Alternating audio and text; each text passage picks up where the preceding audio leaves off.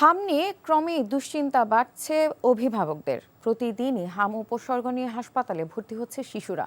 জ্বরের সাথে শিশুদের দেখা দিচ্ছে শ্বাসকষ্ট। তবে সার্বিক পরিস্থিতি নিয়ে এখনই উদ্বিগ্ন হওয়ার কিছু নেই বলছেন চিকিৎসকরা। HM মেহেদী হাসানের রিপোর্ট। দেশে হাম ও হামের উপসর্গ নিয়ে রাজধানীর আগারগাঁওয়ের শিশু হাসপাতালে ভর্তি শিশুদের অনেকেই ঠিক সময়ে হামের টিকা পাননি। এদের অনেকেই এক সপ্তাহ ধরে চিকিৎসা নিচ্ছে। টিকা দেওয়ার ডেট ছিল, ওই সময় আমরা সঠিক টাইমে দিতে পারি নাই। ওনাদের আন্দোলন হয়েছিল। ভর্তি শিশুদের বেশিরভাগই ঢাকা ও ঢাকার পার্শ্ববর্তী এলাকা থেকে আসা। অভিভাবকেরা জানান, হামের উপসর্গের সাথে জ্বর ও শ্বাসকষ্ট না কমায় হাসপাতালে নিয়ে আসেন তারা। এই সিট পাইতে পাইতে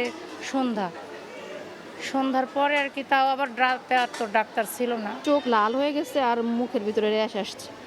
তারপর ওনার বলছে যে এটা হাম, পরে হামের ওয়ার্ডে দিছে। আজকে 8 দিন হয়েছে।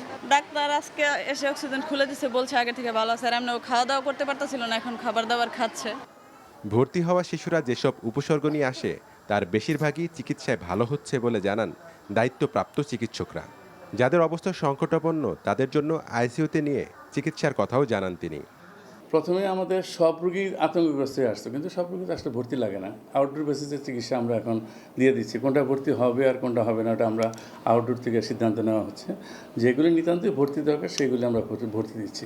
এবং রোগীরাও কিন্তু এখন আশ্বস্ত যে হ্যাঁ, আউটডোরে চিকিৎসাও দিয়ে এগুলো যাওয়া যায়। আগে তো ভর্তি হওয়ার জন্য পাগল হয়ে যেত, মনে করতো যে ডেঙ্গির মতো কিনা, যে এটা মারা যাবে কিনা, এই একটা আতঙ্ক। এই আতঙ্কটা অনেক কমছে।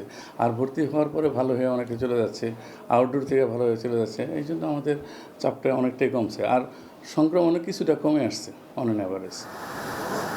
অভিভাবকদের উদ্বিগ্ন না হয়ে চিকিৎসকদের পরামর্শ নেওয়ার আহ্বান শিশুরোগ বিশেষজ্ঞদের।